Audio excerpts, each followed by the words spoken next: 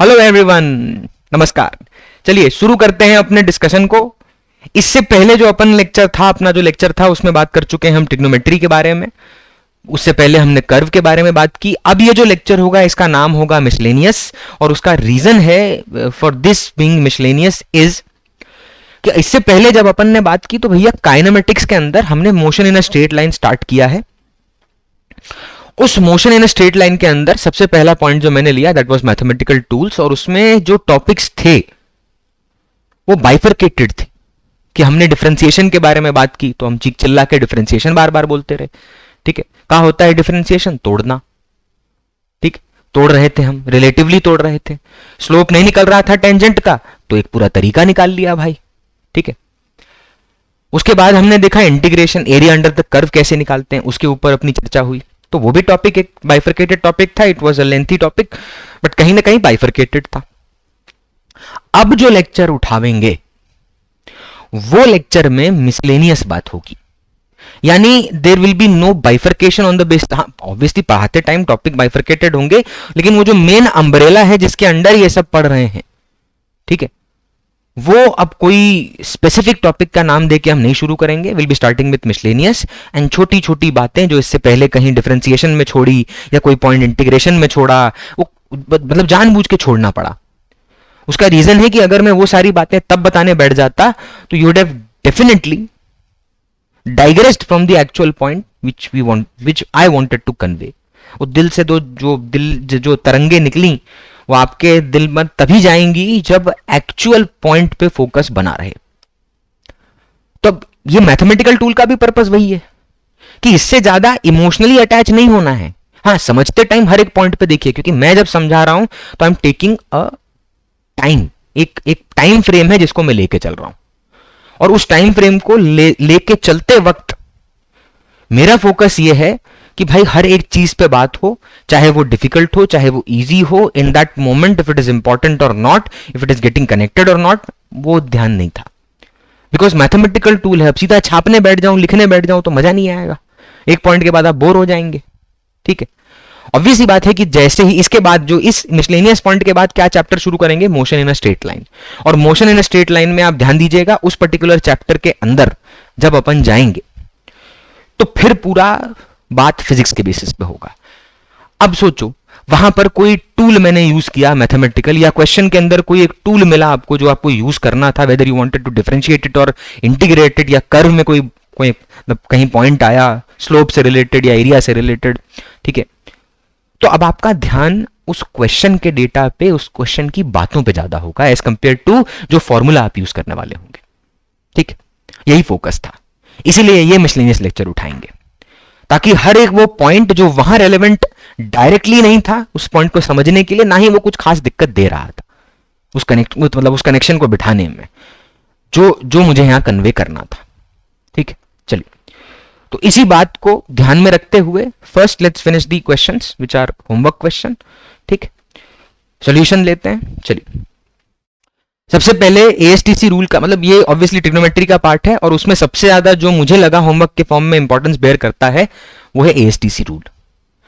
Because बाकी चीजें काफी हद तक मेमोराइज करने वाली थी, और उसमें एक डिस्कशन अपना बाकी है, दैट इज टेन थीटा जो स्लोप है उसके ऊपर चर्चा, और उसको हाइपरबोला से कनेक्ट करके उसके जो dy बाई dx है उससे अपन बात करेंगे। तो आगे देखते हैं अभी उसको। ठीक है, चलिए, तो सबसे पहले 10 120 को कैसे लिखेंगे तो याद करिएगा, you will break this angle into two parts. The first part will be multiple of 90, the other part will be some angle which is remaining which is less than 90.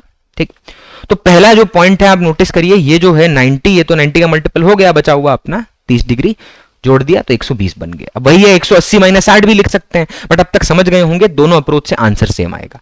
हाँ, लेकिन ये सेकंड वाला पार्ट जो है वो 90 से ज्यादा नहीं हो सकता। किसी का मन नहीं माने और वो सोचे कि भाई पहला वाला जो एंगल है ये 180 क्यों नहीं लिया, 180 माइनस 60 कर सकते थे, वो भी ठीक है। 270 माइनस 150 सही है क्या? गलत है। क्यों? क्योंकि पहला पॉइंट तो आपने ध्यान दिया कि वो 90 का मल्टीपल है, पर दूसरा वाला जो एंगल है वो 90 से छोटा होना चाहिए था, छोटो होना चाहिए था।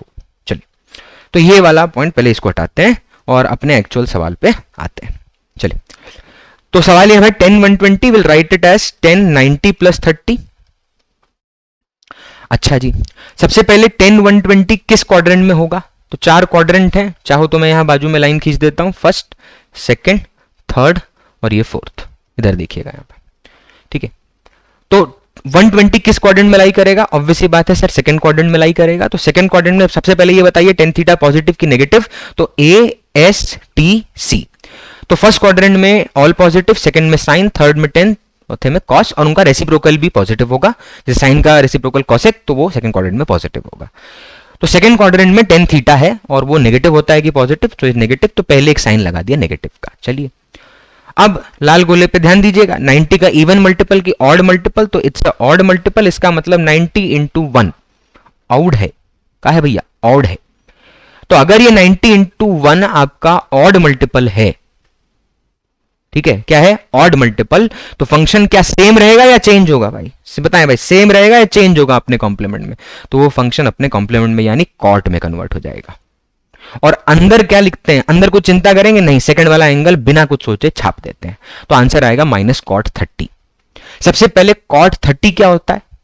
तो वो होता है √3, और उसके साथ लगा दिया माइनस, तो आंसर आ जाएगा माइनस √3। ओह ठीक है, मेरी बड़ी मुंडी ने इसको ब्लॉक नहीं किया, बहुत बढ़िया। चलिए साइन 150, साइन 150 डिग्री का होगा बेटवा, तो साइन 150, फिर से sine 150 will be return as 180 minus 30। क्या आपको 30 डिग्री पसंद आ गया है सर, जो आप बार बार हर एंगल को उसी में ब्रेक कर रहे हो? नहीं, सिंपल सी बात है भाई, उस एंगल को देखा, उसको ब्रेक करते टाइम दिमाग में ये सोचा कि यार 90 का मल्टीपल चाहिए पहला वाला पार्ट, अब या तो एक हायर लो या लोअर लो। अब 150 से एक हायर 90 का मल्टीपल 180 होता है और एक लोअर 90 होता है, तो 90 वाले में 60 जोड़ना पड़ेगा, 180 में 30 घटाना पड़ेगा, आपकी मर्जी है, जैसे जाओ आंसर विल बी सेम। चलिए तो साइन 150 किस क्वाड्रेंट में आएगा? अगेन सेकंड क्वाड्रेंट में। सेकंड क्वाड्रेंट में साइन क्या होता है? पॉजिटिव, तो इसके पहले ही इसके आउटपुट में पॉजिटिव लगा देते हैं, और साइन के अंदर 180 इवन की ऑड, इवन का मतलब साइन विल रिमेन साइन, और अंदर बिना सोचे सेकंड वाला पार्ट प्लस माइनस की, ये वाले प्लस माइनस की चिंता बिना किए, सी साइन का रेलेवेंस आप यहां पे क्वाड्रेंट के हिसाब से, एसटीसी रूल के हिसाब से ले चुके हैं। अब इस माइनस प्लस की चिंता मत करो, सीधा यहां पर 30 डिग्री रख दीजिए। बोलिए भाई साइन 30, व्हाट इज साइन 30? का हुए है साइन 30, तो वो हो 120, उसे क्या बोलते हैं 1/2, और क्योंकि साइन पॉजिटिव लगाया था तो बाहर प्लस लगा दिया।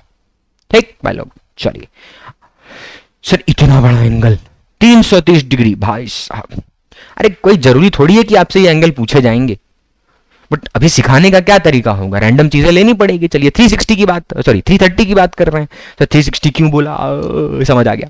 तो sir cos 330 can be return as 360 minus 30, भाई साहब सब 30 के, ओहो चलो इसमें 270 वाला लेते हैं, नहीं तो लगेगा कुछ झोल है सर। ठीक है चलिए 270, बोला ना 330 से एक ऊपर जा क्या मिलेगा? 360, 90 का मल्टीपल, एक नीचे आ क्या मिलेगा? 270, तो 270 में क्या जोड़ूंगा? 60 डिग्री, तो क्या मिलेगा? 330। अच्छा जी, सबसे पहले ध्यान दो कौन से क्वाड्रेंट में है? cos 330, 330 डिग्री किस क्वाड्रेंट में होगा? तो ऑब्वियस ही बात है चौथे क्वाड्रेंट में होगा, क्योंकि वो 270 से 360 होता है, तो चौथे क्वाड्रेंट में कौन पॉजिटिव होता है भैया? cos पॉजिटिव होता है। तो क्या ये फंक्शन cos है? बिल्कुल, तो एक पॉजिटिव साइन बाहर लगा देंगे, ये ध्यान देना, क्या लगा दिया? पॉजिटिव साइन लगा दिया। 270 ऑड है कि इवन है? तो भैया ऑड है। ऑड में चेंज होता है या सेम रहता है? तो चेंज होता है। cos से क्या बन जाएगा? साइन, और बिना सोचे ब्रैकेट के अंदर दूसरा वाला पार्ट छाप दिया, विच इज साइन 60, और साइन 60 की वैल्यू होती है √3/2। हो गया? आया कि नहीं? आया कि नहीं? चलिए फोर्थ वाला देखिएगा, फोर्थ है 1090 plus theta.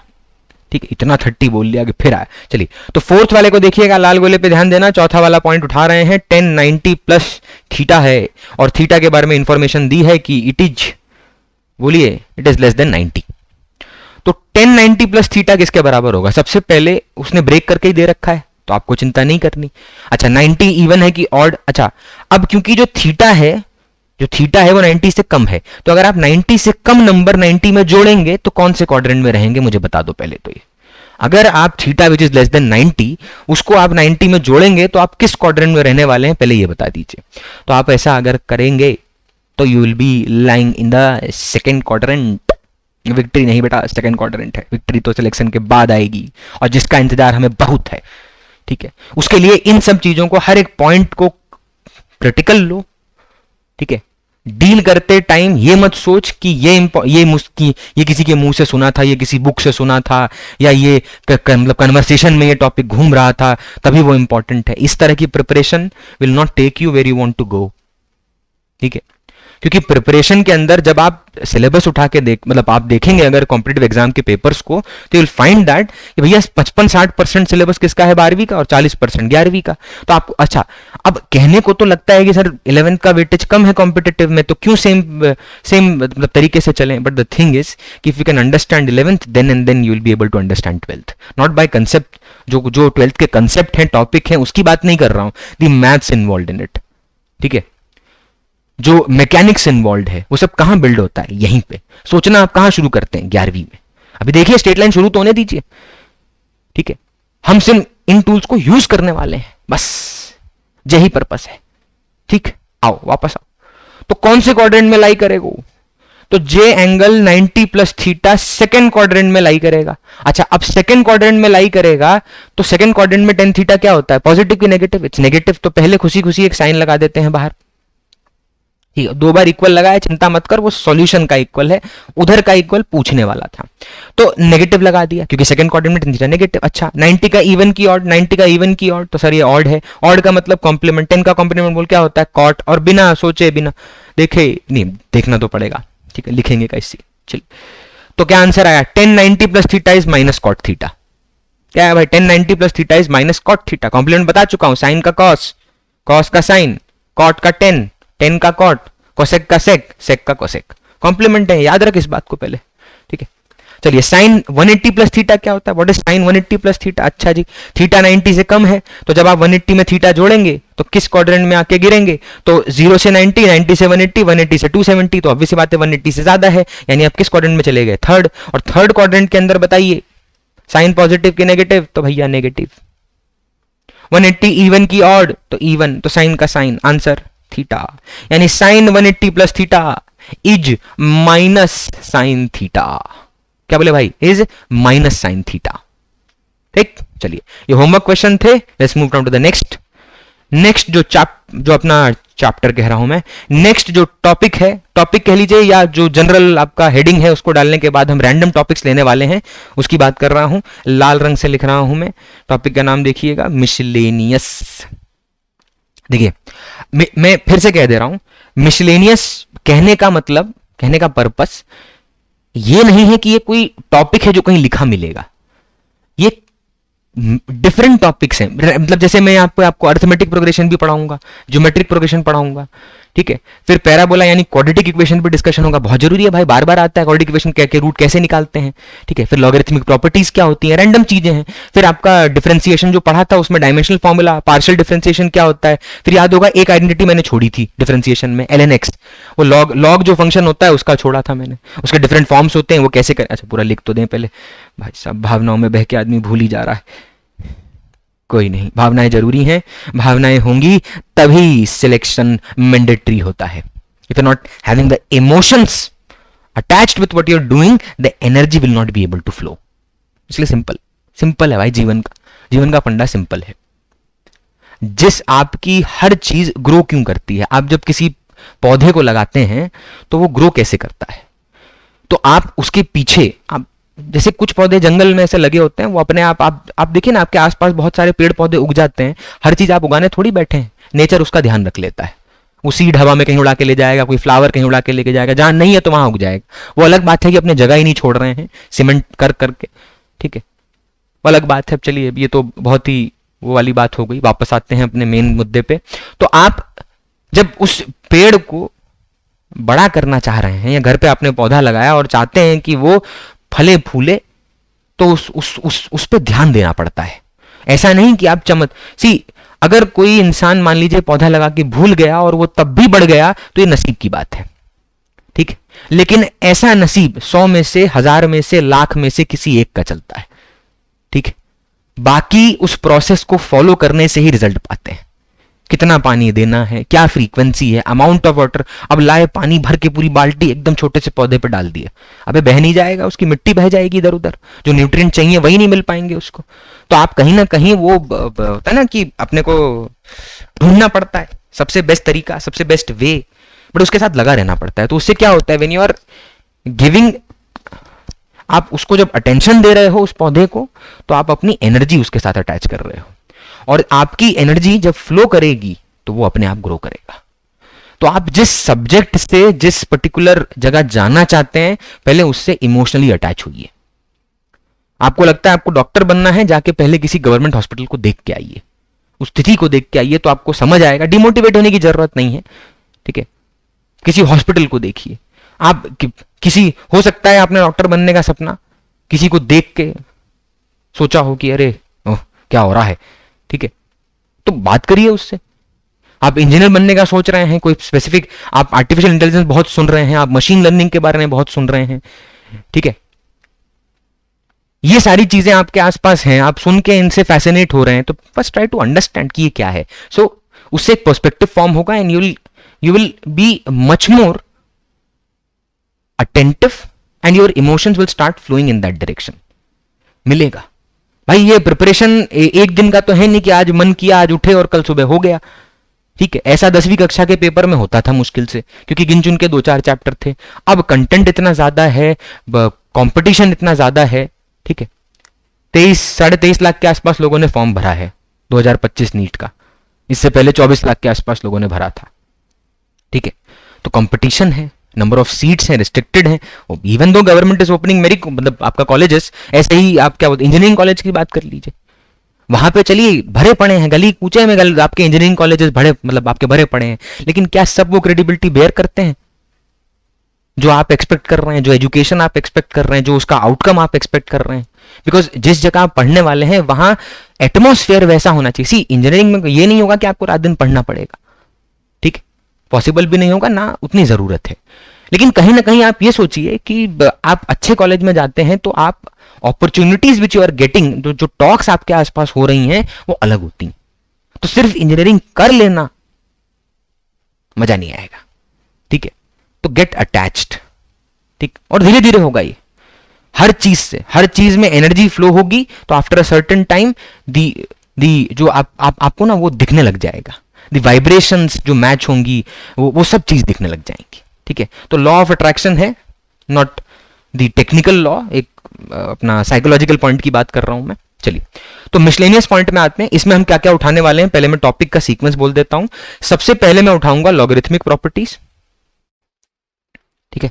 Logarithmic properties, logarithmic properties मतलब कुछ प्रॉपर्टीज होंगी, लॉग फंक्शन क्या होता है, बेस क्या होता है, आर्गुमेंट क्या होता है, कैसे लॉग फंक्शन इंटरेक्ट करता है। रीजन बीइंग, शायद ये वाला पॉइंट, जैसे आपका एंटी लॉग कैसे लेते हैं, ठीक है, हो सकता है ये वाली चीज मुझे इतनी इंपॉर्टेंट ना हो अभी, क्योंकि मेरे लिए एंटी लॉग लेना, अगर मैं जेई और नीट की बात करूं तो एंटी लॉग लेना काफी हद तक अभी शुरुआत में आता है केमिस्ट्री में। पीएच निकालते हैं, पीके वो सब आपका सॉलिबिलिटी प्रोडक्ट वो सब आता है, इक्विलिब्रियम नाम का, ठीक, चैप्टर है, तो बहुत सारी चीजें आती हैं उसमें, तो वहां पीएच निकालते हैं, पीओएच निकालते हैं। अब ये सब निकालने के लिए आपको एंटी लॉग लेना, अब मुझे कहां जरूरत पड़ेगी, तो मुझे फर्स्ट ऑर्डर काइनेटिक्स यूज होता है, एक चैप्टर है मॉडर्न फिजिक्स में आएगा, ठीक है।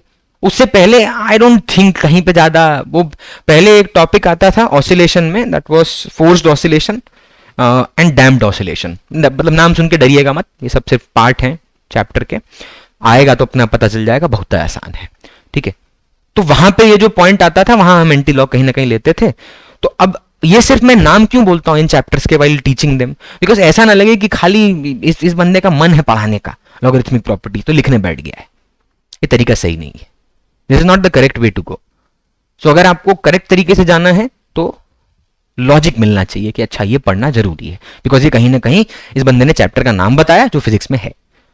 सेकेंड पॉइंट क्या लेंगे, तो second point will be focusing on quadratic, जो क्वाड्रेटिक इक्वेशन होती हैं उसके रूट कैसे निकालते हैं, फैक्टराइजेशन मेथड क्या होता है, क्वाड्रेटिक इक्वेशन किस पर्टिकुलर कर्व से कनेक्टेड है। याद है आपको, हमने एक कर्व में पढ़ा था पैराबोला, और आपको याद होगा पैराबोला में मैंने सबसे सिंपल फॉर्म लिया था, एंड दैट वाज, मैं बहुत दूर लिख रहा हूं, उसी के corresponding y equal to x square, मान ले यही वाला सिंपल फॉर्म ले, तो ये सबसे सिंपल फॉर्म है भाई क्वाड्रेटिक इक्वेशन का, ठीक है। और इसको हमने पैराबोला बोल के कर्व बना दिया था, सिंपल सा कर्व था, ओरिजिन से पास कर रहा था, उसमें बहुत बात की नहीं थी हमने, जैसे वर्टेक्स क्या होता है, एक्सिस ऑफ सिमेट्री क्या होता है, ठीक है। कहाँ मैक्सिमा मिनिमा एग्जिस्ट करेगा, उसकी कॉन्केविटी अप होगी या कॉन्केविटी डाउन होगी, किस बात पर डिपेंड करेगा। ठीक है, तो ये सारी चीजें अभी धीरे धीरे करके हम देखेंगे, कैसे उसका वाई इंटरसेप्ट निकालते हैं, कैसे उसके रूट्स निकालते हैं। ऑब्वियसली दो चीजें निकलेंगी, वाई और एक्स, क्योंकि एक इंडिपेंडेंट वेरिएबल और एक डिपेंडेंट वेरिएबल है। तो ये उसका सबसे सिंपलेस्ट मॉक था, क्योंकि जब मैंने कर्व पढ़ाया तो मेरा पर्पस कर्व पे था। मैं उसके हर एस्पेक्ट को डिस्कस इसलिए नहीं किया बिकॉज वहां मैं अगर करूंगा तो आप पैराबोला को पे जो मैं चाहता था उस पॉइंट पे कन्वे करवाना, स्लोप बढ़ा घटा, कब वो पास आ जाएगा एक्सिस के अबाउट, कब दूर जाएगा, वाई के अबाउट सिमेट्रिक होगी या एक्स के अबाउट होगा सिमेट्री। ठीक है, ये सारी चीजें फिर डिस्कस नहीं हो पाती। फिर स्लोप वेरिएबल है कि कांस्टेंट है, फर्स्ट डिफरेंशियल क्या देता है, कब स्लोप बढ़ रहा है घट रहा है, ये सब डिस्कस नहीं हो पाता। तो वो पॉइंट वहां बता दिया, बेसिक जो चैप्टर से एक्चुअली लिंक्ड है डायरेक्ट। अब मैं बताऊंगा जो जनरलाइज्ड है, हो सकता है जरूरी हो सकता है ना हो, कुछ चीजें इसमें से। ठीक है, थर्ड पॉइंट उठाएंगे अपने, लॉगरिथमिक हो गया, क्वाड्रेटिक हो गया, और फिर से अपना डिस्कशन करेंगे स्लोप के ऊपर। और यहीं पे एक तो अपने हाइपरबोला पे थोड़ी बात करेंगे, वो जो डिस्कस किया था स्लोप वाला, याद करना, dy बाई dx छोड़ा था और बोला था इस पे डिस्कशन होगा। तो एक तो ये उठाएंगे और दूसरा स्लोप पे दोबारा से डिस्कशन होगा। फिर से टेन थीटा पे आते हैं, थोड़ा इसी का कर्व बना के एक बार देखते हैं टेन थीटा बढ़ना घटना क्या मीनिंग होता है, और फिजिक्स के पॉइंट ऑफ व्यू से और मैथ्स के पॉइंट ऑफ व्यू से इसका क्या फोकस है। देखिए अब मैं मिसलिनियस में बोलूंगा भी ना तो मुझे पता है ये वहां जाके कोई इंटरफेरेंस नहीं करेगा, वहां जाके अपना टॉपिक खराब नहीं करने वाला है, क्योंकि उतना जो पढ़ चुके वो तो खत्म कर दिया, अब आ गए मिसलिनियस के अंदर, तब क्या ही दिक्कत है भाई। ठीक है, फिर यहां पे वापस आएंगे differentiation and integration. Don't worry, दोबारा नहीं पढ़ाऊंगा। ठीक है, और वरी काहे कर रहे हो भाई, अब पढ़ने की चीजें हैं बालक। तो डिफरेंशिएशन और इंटीग्रेशन पढ़ेंगे अपने। अब डिफरेंशिएशन और इंटीग्रेशन पढ़ते वक्त ध्यान दे, जो इसमें मैं दोबारा नहीं ले रहा हूं, ये दो तीन चीजें हैं। एक तो डायमेंशनल फॉर्मूला क्या होता है, डिफरेंशिएशन अगर कोई लिखा हुआ है किसी क्वांटिटी का, y और x मान लीजिए, जो आपके वेट जैसे dy बाई dx था यहाँ पे, तो इसमें y प्रेशर ले लेंगे, x फोर्स ले लेंगे, तब बताइए डायमेंशनल फॉर्मूला क्या आएगा। ठीक, देखते हैं। डबल डिफरेंशियल होगा तो कैसे लिखेंगे, ये सब चीजें जो वहां इंटरफेयर ना करें, ताकि अलग से बता दो तो उस पॉइंट पे दिक्कत नहीं होगी, क्योंकि वहां फोकस अलग थो। ठीक है, वैसे इंटीग्रेशन में बात करेंगे भाई, अगर y dx लिखा है तो उसका डायमेंशनल फॉर्मूला क्या होता है। फिर याद करना, मैंने ln x function, log function जो था वो नहीं बताया था उस टाइम पे।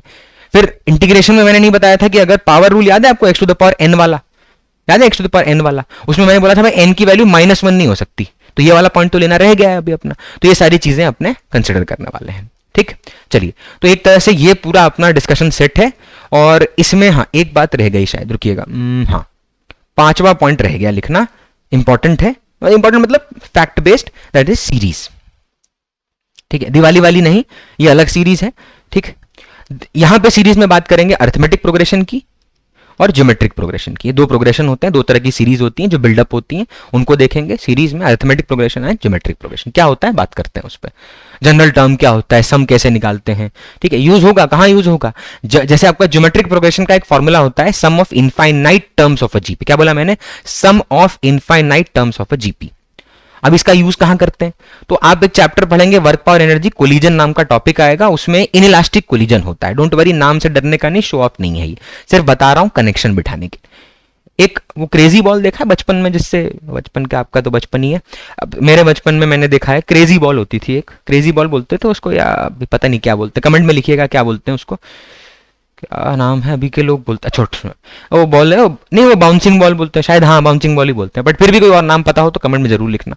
वो जो बॉल है उसको अगर जमीन पे मारो और छोड़ दो, हट जाओ, तो वो पहले तो जब टप्पा खाएगी ना तो ऐसे बहुत ऊपर तक जाएगी, फिर टप्पा खाएगी थोड़ी कम, फिर टप्पा कम। दिख रहा है क्या हाथ, नहीं अरे दिखा यार, हल्का सा दिखा, दिखा, फिर मतलब क्या होगा, हाइट कम होती जाएगी। अब मान लो उसको आप छेड़ नहीं रहे हो, वो बार बार ऐसे गिर के ऊपर जा रही है, नीचे आ रही है, नीचे आ रही है। अब क्या होगा, एक टाइम के बाद ना वो जो बॉल है वो ग्राउंड से ना एकदम ऐसा, ग्राउंड है मान लीजिए, ये बॉल एकदम ग्राउंड के ये कर रही है, ऐसे लेट के देखना पड़ेगा जमीन में, अच्छा जी ये तो अभी भी कूदम फाक मचा रही है। तो अगर ये जो आपकी बॉल है, क्रेजी बॉल, ये जो इस तरह से ऊपर नीचे मूव कर रही थी, अगर पूछा जाए इसका टोटल डिस्टेंस निकालो बिफोर स्टॉपिंग, ठीक है, तो प्रॉब्लम क्या है कि बिफोर स्टॉपिंग कितने कोलिजन किए, कितनी बार टकराई ग्राउंड से, अपने को थोड़ी पता है भाई कितना डिस्टेंस कवर करेगी, तो वहां पे जीपी बनती है, ज्योमेट्रिक प्रोग्रेशन बनता है। ऐसे एपी है। फिर sum of first n natural number, sum of first मतलब स्क्वायर ऑफ द फर्स्ट मतलब आपका n natural number, sum of first cube of n natural number, ठीक है। अच्छा इसमें क्यूब तो फिर भी चलो नहीं ज्यादा यूजफुल है, स्क्वायर और n first n natural number का सम जरूरी है। क्यों? क्योंकि मान लीजिए एक चैप्टर आएगा ग्रेविटेशन, उसमें अपने को न्यूटन्स लॉ ऑफ ग्रेविटेशन के अंदर मल्टीपल ऑब्जेक्ट्स अगर दे दिए, उनके बीच में ग्रेविटेशनल फोर्स, किसी एक के ऊपर मल्टीपल ऑब्जेक्ट से ग्रेविटेशनल फोर्स निकालनी है, ठीक है। तो वो फोर्सेस कंसिडर करते टाइम एक शेप दे दिया, मान लीजिए हेक्सागन दे दिया, ठीक, या पोटेंशियल एनर्जी लिख रहे हैं ग्रेविटेशनल पोटेंशियल एनर्जी, और हेक्सागन दे दिया, उसके वर्टेक्स पे आपके पार्टिकल्स रखे हैं, या स्क्वायर दे दिया, उसके वर्टेक्स पे पार्टिकल है। अब जब वो सिस्टम की पोटेंशियल एनर्जी लिखने जाएंगे अपने, तो कहीं ना कहीं इतने पार्टिकल्स हैं या इतने पेयर बनते हैं कि हो सकता है इक्का दुक्का पेयर छूट जाए लिखते टाइम। डोंट वरी, जो मैं कह रहा हूं टॉपिक आने पे अपने आप क्लियर होगा, सिर्फ ये समझा रहा हूं ग्रेविटेशन में इसका यूज है। ये मैं डायरेक्ट भी बोल सकता था, थोड़ा डेप्थ में गया तो कनेक्शन बैठता है, हाँ सच बोल रहा है, ठीक। चलिए, तो ये चीजें अपने उठाएंगे। This was the discussion about miscellaneous. सबसे पहले अपन लोग शुरू करेंगे, अरे ये कहां आ गए भाई, एक ही मिनट बेटा।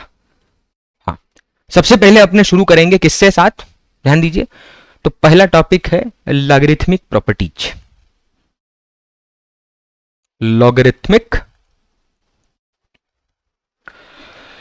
प्रॉपर्टीज एकदम नया फंक्शन, ठीक है, पहली बार देख रहे हैं तो ऑब्वियस सी बात है नई चीज है, तो थोड़ा सा पहले माहौल बनाते हैं इसके लिए, ठीक है, और फिर उसके बाद जाते हैं टॉपिक के अंदर। बट द थिंग इज, जैसे टेन थीटा फंक्शन नहीं था, पॉलिनोमियल होता है, क्वाड्रेटिक हो गया, स्ट्रेट लाइन हो गया, हाइपरबोला, ये सब क्या है, फंक्शन है। यानी how your independent and dependent variables are related, ठीक है, how your dependent and independent variables are related, ठीक है। जैसे मैंने एक्सपोनेंशियल फंक्शन पे बात नहीं की ना, मैं लॉगरिथमिक प्रॉपर्टीज, मैंने लॉगरिथमिक प्रॉपर्टीज स्पेसिफिकली लिखा कि लॉग का कर बनाने नहीं बैठ जाएंगे, नॉट नेसेसरी राइट नाउ, जरूरी नहीं। वही वाली बात है कि फिर आप उसमें जा रहे हैं जो जरूरत नहीं। अभी मैं 2 साल की मैथ्स की बात कर रहा हूं, वो उठा रहे हैं जो शायद किसी क्वेश्चन में हो सकता है आए। मैं कंफर्म जिस चीजों पे हूं उसको उठा लिया। अब जब 2 4 5 चैप्टर पढ़ लेंगे तो इक्का दुक्का बात ऐसी भी होगी जो यहां छोड़ रखी होगी, वो मैं अब क्या मिसलेनियस 2 लाऊं मैं, नहीं, वेट करेंगे उस चैप्टर का। जैसे मैंने आपको कर्व वाले पार्ट में एलिप्स नहीं पढ़ाया, तो एलिप्स मैंने बोला, मैं चीख चिल्ला के बोला भाई एलिप्स कहां आने वाला है, ग्रेविटेशन में भर भर के आएगा। आप पढ़ेंगे केपलर के 3 लॉ, और केपलर के 3 लॉ में आप बात करेंगे ग्रेविटेशन में सबसे पहला ही एलिप्स आएगा, और कुछ वो मतलब हो ही नहीं सकता। तो वहां सेंटर क्या होता है एलिप्स का, वर्टेक्स क्या होता है, सेंट्रिसिटी क्या होती है, इक्वेशन क्या होता है, semi major semi minor axis क्या होती है, एरिया ऑफ एलिप्स क्या होता है, सब चीजें आएंगी। तो अब मैं उसके लिए थोड़ी बोलूंगा कि नहीं नहीं मिसलेनियस 2 पढ़ाऊंगा वहां पे, फिर अरे भाई क्या मतलब फिर, ठीक। चलिए, तो लॉगरिथमिक प्रॉपर्टीज क्या है, सबसे पहले लॉग फंक्शन को लिख रहे हैं अपने, देखिएगा मैं लिखा हूं y is equal to log of a to the base b। अब यहां पे ये जो चीज मैंने लिखी अभी लॉग, इसमें बहुत ज्यादा क्रिटिकली फंक्शन के पॉइंट ऑफ व्यू से भी बात नहीं होगी कि सर a क्या, जैसे a मतलब जीरो नहीं हो सकता, बेस मतलब क्या है पहले वो लिख देते हैं। देखिएगा ये जो क्वांटिटी है इसको बोलते हैं आर्गुमेंट। आर्गुमेंट का मतलब होता है एक तरह से इनपुट, जो आप फंक्शन में इनपुट देते हैं, सिंपल लैंग्वेज में इनपुट कहते हैं, बट यहां लॉग में इसको आर्गुमेंट कह रहे हैं। जैसे टेन थीटा में थीटा क्या है, आर्गुमेंट है, इनपुट है, ठीक है। बी क्या है भैया, बेस है। ये वो आर्गुमेंट नहीं है जो पति पत्नी में होता है, ठीक, उसका कोई समाधान नहीं, याद दीजिएगा। चलिए छोड़िए ये तो फिर, हाँ चलिए इमोशन पे नहीं आते हैं। y is equal to log a to the base b। a का मतलब है argument which is the input of the function and b is the base. See log function का बेस कुछ भी हो सकता है। जैसे टेन थीटा में तो आपको पता है कि थीटा पुट करने पे टेन ही फंक्शन है, साइन लिख दो तो साइन ही है, कॉस ही है तो कॉस ही है। लॉग फंक्शन का बेस कुछ भी हो सकता है, ठीक है। The value of base can be changed and it depends, सुनना भाई, ये डिपेंड करता है कि लॉग फंक्शन का बेस क्या है। अब आप ऐसा सोचो, आर्गुमेंट मतलब x है, बेस कैसी चीज है, जो भी देगा वो ले लेना है, ठीक है। अभी ज्यादा इसमें क्रिटिकली मत जा, मैं पता चला अभी लॉग का मैं कर बनाने बैठ गया, फिर मैं वो बेस समझाने के लिए बता रहा हूं कि भाई देखो लॉग फंक्शन क्यों यूज करते हैं। व्हेन यू सी, हर तरह का अलग अलग फंक्शन होगा ना यार, हर चीज। जैसे मान लो रोज आप अपने घर पे एक, अभी जैसे आम का मौसम कुछ दिन में आने वाला है, तो आप अपने घर पे रोज एक आम लेके आ रहे हैं, तो उसको अगर आप प्लॉट करेंगे तो वो डेली लीनियर तरीके से बढ़ेगा ना, कि आप कल एक दिन बीता एक आम और आया, एक दिन बीता एक आम और आया, तो वो लीनियर तरीके से बढ़ेगा। लेकिन अगर बात की जाए पॉपुलेशन की, ठीक है, पॉपुलेशन बढ़ रही है, या मान लीजिए किसी ने हाइड्रोजन बॉम्ब फोड़ दिया, तो जो हीट आसपास पैदा हो रही है उसका एक्यूमुलेशन या उसका जनरेशन, ठीक है, क्या हर चीज लीनियरली ही बढ़ेगी? नहीं, वेरिएशन अलग है। तभी तो अपने ने 2-3 तरह के कर्व देखे, सारे नहीं, बहुत डेप्थ में नहीं, बट बेसिक ओवरव्यू तो देखा कि ऐसा दिखे तो पैराबोला बोल, ऐसा दिखे तो स्ट्रेट लाइन बोल, ऐसा बोले दिखे तो हाइपरबोला, उसका special case rectangular hyperbola. Hyperbola का जनरल डिस्कशन वैसे भी नहीं करने वाले अपने, उतना सफिशिएंट है। पावर चेंज करके अलग बात है, वो थर्मोडायनेमिक्स आने दीजिए, वहां में लिटरली जो आइसोथर्मल आपका प्रोसेस का तरीका है एंड जो आपका एडियाबेटिक का तरीका है वो कंसिडर करने वाला हूं, ठीक। तो अब y इज इक्वल टू ये लिखा। अब इसमें मैं क्या करता हूं, इस आर्गुमेंट को मैं दोबारा से लिख रहा हूं। अब मैं इस आर्गुमेंट को लिखूंगा x और बेस है b, यानी बेस विल बी प्रोवाइडेड, जिसके हिसाब से वो फंक्शन चेंज होगा। अभी देखते हैं उसको, बेस पे थोड़ी देर बाद वैल्यूज निकाल के डिस्कशन करेंगे, ठीक है। तो इसमें x है आपका input which is the argument of the function, and y है आपका आउटपुट, ठीक। तो एक हो गया इंडिपेंडेंट वेरिएबल और दूसरा हो गया डिपेंडेंट वेरिएबल, ठीक। अब अगर बेस की वैल्यू, ध्यान देना, अगर बेस की वैल्यू 10 के बराबर है तो आप इसी को लिखेंगे सिर्फ log x। अब कहीं अगर सिर्फ log x लिखा मिल जाए, ठीक है, मैं बोला ना जैसे मैं log फंक्शन मैथ्स के हिसाब से अगर पढ़ाने बैठूं तो देयर इज, मैं पूरा एकदम बेसिस से आऊंगा, वो कर्व प्लॉट करके एक्सिस लूंगा, फिर बेस चेंज करूंगा तो शेप कैसे आपका मतलब डिफरेंट हो जाता है, किस तरीके से वेरिएशन अलग हो जाता है, वो सारी चीजें आने लग जाती हैं। बट क्या उतना लॉग के बारे में सोचने की जरूरत है? नहीं भाई, जिसकी मैथ्स होगी उसके पास लॉग आएगा ही आएगा, और जो फिजिक्स के हिसाब से पढ़ रहा है उसमें ये थोड़ी चाहिए, उसमें तो लॉग फंक्शन यूज करना है which is very rare to be used, ठीक। चलिए, तो log x लिखा है, इसका मतलब क्या है, x is your input which is the argument, but base तो कहीं लिखा नहीं, तो आपके मन में आना चाहिए सर बेस क्या है। तो when nothing is written and log x लिखा है, इसका मतलब अंडरस्टूड है कि बेस क्या है, 10। समझे इस बात को भाई, बेस क्या है, 10। अच्छा, अगर मान लीजिए बेस e के बराबर है, e का मतलब क्या होता है, this e is called as exponent, इसका एक वैल्यू होता है 2.78, ठीक है, या 2. आई थिंक 7.2 समथिंग होता है। चलिए वो वैल्यू तो कंफर्म कर लेंगे, ठीक है, मेमोराइज थोड़ी करता है फिजिक्स का टीचर भैया, बायोकेमिस्ट्री मैथ्स वालों का। चलिए, तो एक्सपोनेंट है ये। तो अब एक्सपोनेंट जो है इसकी वैल्यू मैं एक बार कंफर्म करके, होगा तो डिस्क्रिप्शन में डाल दूंगा, मन नहीं मानेगा ना छोड़ने के लिए। चलिए, तो एक्सपोनेंट जो है यहां पर वो एक वैल्यू बेयर करेगा, जैसे वहां बेस की वैल्यू, इसमें बेस की वैल्यू 10 थी, ये एक्सपोनेंट है, तो उसको लिखेंगे ln x। तो अगर ln x कहीं लिखा मिल जाए, इसका मतलब अंडरस्टूड है कि वहां पे बेस क्या है, what is the base, tell me, e। यानी अगर आप log को एक्सपैंड करके पूरा लिखें अच्छे से, तो वो लिखा होगा log x to the base 10। इसको ऐसे पढ़ते हैं, this is how you read it, log x to the base 10। और अगर इसको एक्सपैंड करें तो ये लिखा हुआ है log x to the base e, यानी एक्सपोनेंट पे बेस है, ठीक। तो एक हो गया बेस और एक हो गया अपना आर्गुमेंट। आर्गुमेंट आपका इनपुट है और आपका y आपका आउटपुट है। Base will be defined based on the relation taken, किस तरह से y और x चेंज हो रहा है। जैसे मैं बोला ना, आपका क्या बोलते हैं, पॉपुलेशन का एग्जांपल दिया, वो जरूरी थोड़ी है कि एक दिन बीता और एक ही बच्चा पैदा हुआ, अगला दिन हुआ एक ही बच्चा, क्या वो लिनियर होगा? नहीं, ऑब्वियस ही बात है भाई, it will be variable and it can be drastic, ठीक है। चलिए, तो अब लॉग फंक्शन के बारे में थोड़ा सा ओवरव्यू दिया। नाउ लेट्स गेट इनटू कि जो अब इसमें आर्गुमेंट 0 से बड़ा हो नेगेटिव नहीं हो सकता, बेस 0 से बड़ा हो नेगेटिव नहीं हो सकता, ठीक है, आर्गुमेंट 1 से बड़ा होना चाहिए, 0 से 1 के बीच में नहीं हो सकता। ये सब चीजें मैं टेक्निकली यहां पे लिखने बैठ जाऊंगा तो आपका फोकस मैथ्स पे हो जाएगा, और ये मैथ्स नहीं, मैथमेटिकल टूल है। चलिए, तो ये लॉग फंक्शन लिया। अब लॉग की आइडेंटिटीज लिखना शुरू करते हैं एक एक करके, देखिएगा। लाइन टेढ़ी हो गई, चलिए, हाँ, इस साइड देखिएगा, पहला, ठीक है, मैं पेज ले लूंगा, कोई बात नहीं, जब नया टॉपिक शुरू होगा तो हेडिंग डाल देंगे उसकी, ध्यान दीजिए। तो सबसे पहले log x1 plus log x2, ये ऐसे लिखा हुआ है, मान लीजिए, दिख रहा है, हाँ ठीक है, log x1 plus log x2। सिर्फ log बोला, इसका मतलब क्या मुझे बेस बताने की जरूरत है? बताइए भाई, क्या मुझे बेस बताने की जरूरत है? नहीं, बेस क्या है अपने आप अंडरस्टूड है, 10 है, तो सिर्फ log लिखा है, इसका मतलब नहीं बोलने की जरूरत है, ठीक। तो हटा देते हैं, चलो 10 हटा देते हैं, क्योंकि अब अपने जानते हैं कि नहीं लिखा है इसका मतलब बेस 10 ही होगा। अच्छा, log x1 plus log x2 is log x1 multiplied by x2 same base 10। यानी अगर दोनों का बेस सेम है, पहली बात तो 10 10 है, और दोनों के आर्गुमेंट अलग हैं x1 और x2, और दोनों को जोड़ेंगे तो दोनों के आर्गुमेंट जो होंगे वो मल्टीप्लाई हो जाते हैं। यानी मान लीजिए अगर लिखा हुआ है log 2 प्लस log 3, तो this will be equal to log 6 and log 6 base 10। Obviously बात है, इंडिविजुअल बेस, इनका इंडिविजुअल बेस क्या है, इसका इंडिविजुअल बेस 10, उसका इंडिविजुअल बेस क्या है 10, तो जो आंसर आएगा उसका बेस भी क्या होगा 10 ही होगा। ठीक, दिस वाज फर्स्ट।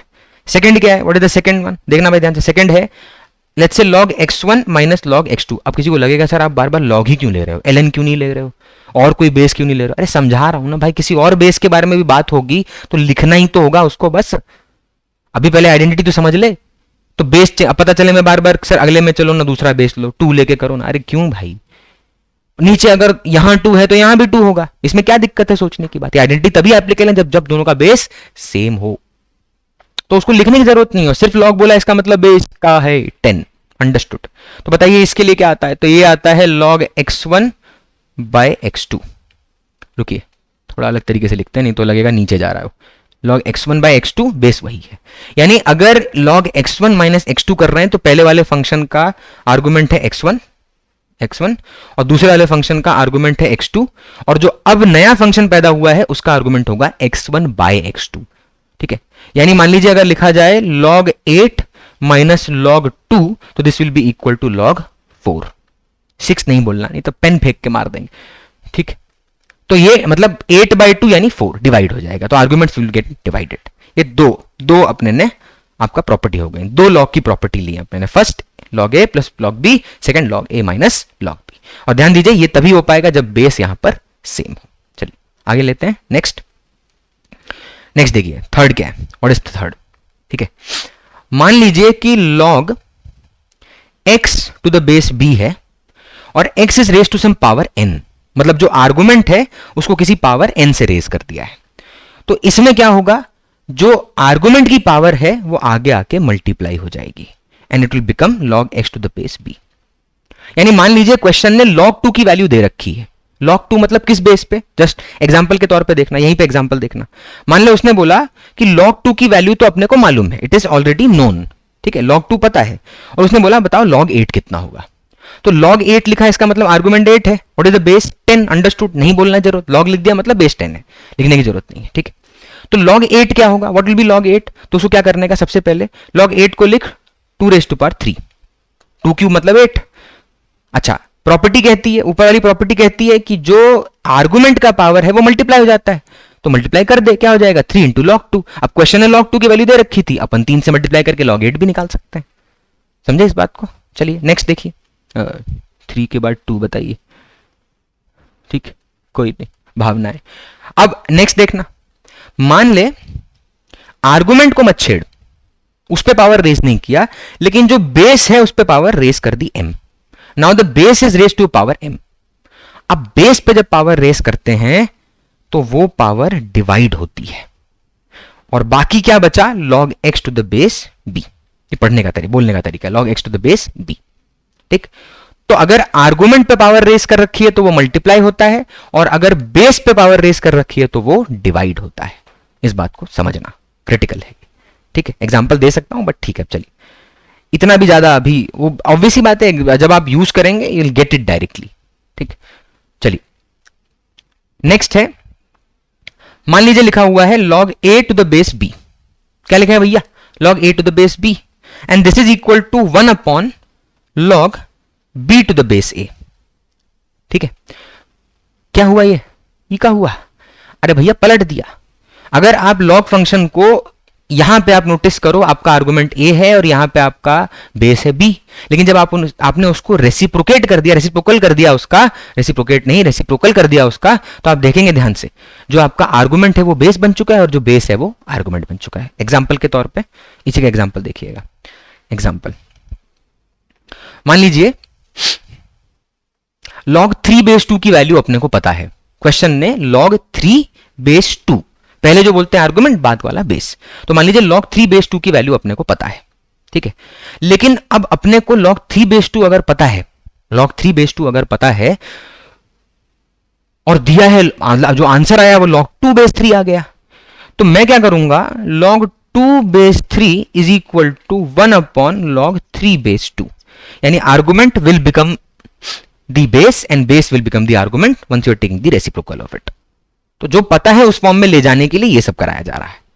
वैसे तो आपने पहली जो आइडेंटिटीज पढ़ी 2 और एक और आएगी, वो 3 से काम हो जाता है, बट अब पढ़ ही रहे हैं तो 2-4 और देख लीजिए, कहीं खुदा ना खास्ता यूज हो जाए तो अलग बात है। चलिए 6th आइडेंटिटी देखिएगा। 6th क्या है, मान लीजिए log a to the base b given है, लेकिन मेरे पास log a की वैल्यू है और log b की वैल्यू है।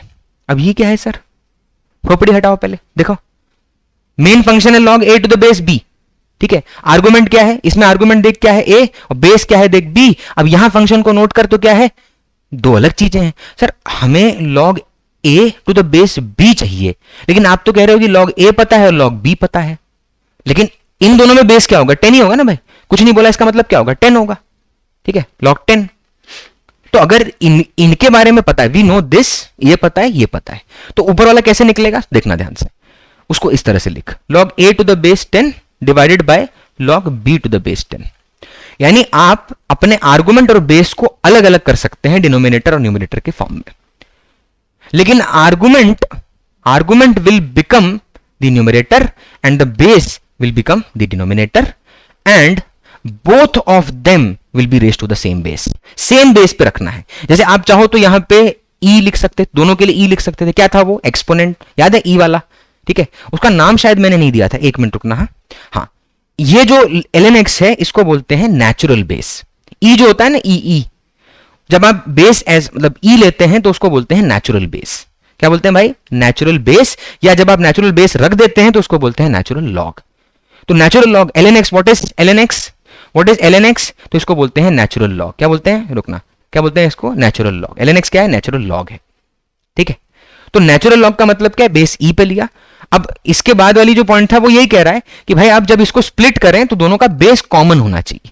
जैसे अगर मैं यहां 10 ले रहा हूं तो यहां भी 10 लेना पड़ेगा, ठीक। अब मिटा देते हैं उसको, थोड़ा सा खराब हो गया, मजा नहीं आया, ठीक। तो बस ये समझने वाली बात है कि यहां पे बेस क्या होना चाहिए, दोनों का सेम होना चाहिए। अब क्योंकि मुझे 10 बेस पे गिवन था इसलिए दोनों को 10 बेस पे ले लिया।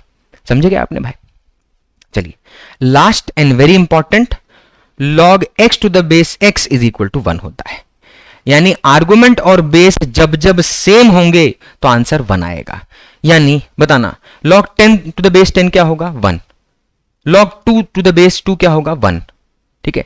log e to the base e क्या होगा, 1। यानी जब जब बेस और आर्गुमेंट सेम होंगे तो आंसर आएगा 1। What will be the answer, 1। चलिए इसका एक एग्जांपल और लेते हैं, मान ले एग्जांपल के तौर पे अपने को log 1000 बेस 10 चाहिए। क्या चाहिए भाई, log 1000 बेस 10। एक्चुअली ये अब जो बेस है आपका, जब आप pH निकालेंगे ना, pH, तो 10 बेस पे लेते हैं, ठीक है। अब उसमें पुट क्या करते हैं, वो फंक्शन में क्या पुट करते हैं, डरना मत, पढ़ोगे तो अपने आप कनेक्ट हो जाएगा। अभी खाली दिमाग में ये बात फेंकते रहो, कहीं ना कहीं किसी कोने में बैठ जाएगी। तो जब आप वहां पे pH निकालेंगे तो आप पुट क्या करते हैं, व्हाट इज द आर्गुमेंट, तो it is the concentration of H+। Concentration, अभी आप केमिस्ट्री में आई थिंक मोल कंसेप्ट नामक चैप्टर है, उसमें कई तरह के कॉन्सेंट्रेशन होते हैं, molarity, molality, weight by weight, volume by volume, ठीक है। जैसे आप एल्कोहल तो ऑब्वियस ही बात है, रहने दीजिए। कोई मेडिसिन अगर हो लिक्विड फॉर्म में तो उसका कॉन्सेंट्रेशन होता है, या अगर मान लीजिए जैसे माजा वाजा नहीं पीते छोटे छोटे बालक, एकदम आप भी पीते हो अलग बात है, उसमें उसका कॉन्सेंट्रेशन दिया होता है, ठीक है। तो log 1000 टू द बेस 10, अच्छा log 1000 टू द बेस 10 कैसे लिखा जाएगा, बोलना भाई। तो क्या करेंगे देखना, सबसे पहले बेस 10 है, 1000 का मतलब 10 टू द पावर 3 लिख सकते हैं अपन, 10 टू द पावर 3, 1000 वही होता है। और log की कौन सी प्रॉपर्टी देखना, लाल गोले को देख, ये देख रहे हो, ये वाली प्रॉपर्टी, n नीचे उतर आता है ना, इसको देखना, गए आगे तो 3 तो नीचे उतर आवेगो, आ भी गया। और यहां क्या बचा, log 10 base 10। What is log 10 base 10, तो log 10 बेस 10 की वैल्यू होती है 1, तो 1 इंटू 3 का देगा 3, समझे इस बात को आपने? क्या देगा भाई? 3 देगा। ठीक, चलो this was just an example for taking log. अच्छा, अब डिफरेंशिएशन वाला पार्ट में यहीं पे उठा सकता हूं, बट फिर वही बात है कि उसका एक पॉइंट और रह जाएगा। तो वो जिस सीक्वेंस में अपने गए हैं, मिसलेनियस पूरा जो मैंने आपको कंटेंट दिया है उसी को फॉलो करते हैं। अभी हमने लॉगरिथमिक प्रॉपर्टीज खत्म की, let's move down to the quadratic equation. चलिए, तो नेक्स्ट पार्ट लेते हैं, quadratic. Next heading, quadratic equations. चलिए, सबसे पहले क्वाड्रेटिक इक्वेशन का जनरल फॉर्म क्या होता है? तो क्वाड्रेटिक इक्वेशन जनरल फॉर्म होता है ax square plus b x plus c. See आप उसको इक्वेशन कब बोलते हैं? जब आप उसको जीरो से इक्वेट कर देते हैं, तब तक वो फंक्शन है। ठीक, चलिए अब उसमें ज्यादा नहीं डीप घुसेंगे। ये अपना y is equal to ax square plus b x plus c एक फंक्शन है अपना, क्वाड्रेटिक फंक्शन। अब इसमें a की वैल्यू जीरो नहीं हो सकती, क्योंकि अगर आपने a की वैल्यू जीरो कर दी तो ये bx प्लस सी बचेगा और ये क्वाड्रेटिक तो छोड़ो, स्ट्रेट लाइन बन जाएगा। तो ये होने हम नहीं देंगे। तो y equal to x square plus b x plus c में a की वैल्यू नॉन जीरो है। क्या भैया? नॉन जीरो है। ठीक है, वो वाला नॉन नहीं, नॉन जीरो। ठीक है, चलिए, तो a x square plus b, भूख लग गई नॉन बोल के। चलिए, a x square plus b x plus c, इसमें a की वैल्यू जीरो नहीं हो सकती। अहो, अब छोटी मोटी बातें इससे अटैच्ड हैं, उसको धीरे धीरे ध्यान से एक एक करके सुनिए। ठीक है, ये जो इक्वेशन है ये किसकी है? उस कर्व का नाम बोल पहले तो। सर हमने जो देखा था सिंपल फॉर्म था, आपने बोला था कि वहीं पे आएगा, तो अपने को ये तो मालूम है कि ये है पैराबोला। कौन बोला? पैराबोला। ठीक है, पीहू बोला नहीं, पैराबोला। तो parabola, this function will be represented by parabola. ठीक है, पैराबोला से रिप्रेजेंट करेंगे। अच्छा, अब अगर अपने इसको पैराबोला से रिप्रेजेंट करने वाले हैं, ठीक, तो ऑब्वियस सी बात है शेप तो वैसा ही बनेगा जैसा वहां बना था। याद है शेप कैसा था? ऐसा, ऐसा कुछ शेप नहीं था, यू शेप आता है। ठीक, ऐसा था, दो तरह के बनाए थे, तो बेसिक फॉर्म लिए थे इसलिए इस तरह से बनाया था। ठीक, चलिए, तो पहले मैं पैराबोला जो आपका है उसको कार्टेशियन कोऑर्डिनेट सिस्टम ले लेता हूं और वहां पे एक रफली एक पैराबोला बना के छोड़ देते हैं, बिकॉज ऑब्वियस ही बात है हम इस इक्वेशन में ए और बी और सी की वैल्यू थोड़ी लेने वाले हैं कि हम एक्चुअल कर्व प्लॉट करने बैठ जाएं। तो खाली इस इक्वेशन की मदद से यहां कर्व देखिएगा, मैं एक रफ कर्व खींच दे रहा हूं। ठीक है, तो लेट्स से ये अपना, अरे ये लाइन, साहब, हाँ, ये है मान लीजिए कर्व। कौन सा कर्व? पैराबोला। ये ऐसा मान लीजिए कर्व है पैराबोला। ठीक है, अब इसे क्या बोलेंगे हम? What we will be calling this? क्या है ये? कौन सा पैराबोला है? तो इसको बोलते हैं, ये ऐसा पैराबोला है विच ओपन अप, ऊपर की तरफ खुल रहा है, इसका मुंह ऊपर की तरफ खुल रहा है। और मान लीजिए अगर पैराबोला ऐसा होता, देखो मैंने एक ही में बना दिया, अब एक ही कर्व थोड़ी दोनों को रिप्रेजेंट कर सकता है, बट ऑब्वियसली बात है पढ़ा रहे हैं भाई, random discussion. Parabola topic maths के हिसाब से नहीं पढ़ रहे हैं, नहीं तो फिर बहुत कुछ आएगा भाई। फिर से समझ ले, क्या मैथ्स पढ़ रहे हैं कि मैथमेटिकल टूल पढ़ रहे हैं? तो मैथमेटिकल टूल पढ़ रहे हैं। ठीक, तो टू द पॉइंट बात करते हैं। तो ये दो तरह के कर्व हैं, एक है ओपन अप और एक है ओपन डाउन। ठीक है, जो ओपन अप वाला कर्व है इसको बोलते हैं कॉनकेव अप, और जो ओपन डाउन वाला है उसको बोलते हैं concave down. We call it as concave down. तो एक हो गया कॉनकेव अप और एक हो गया कॉनकेव डाउन। अच्छा जी, अब ये जो कॉनकेव अप और कॉनकेव डाउन लिया, ये तो ये किससे पता चलता है? तो ये ए से पता चलता है।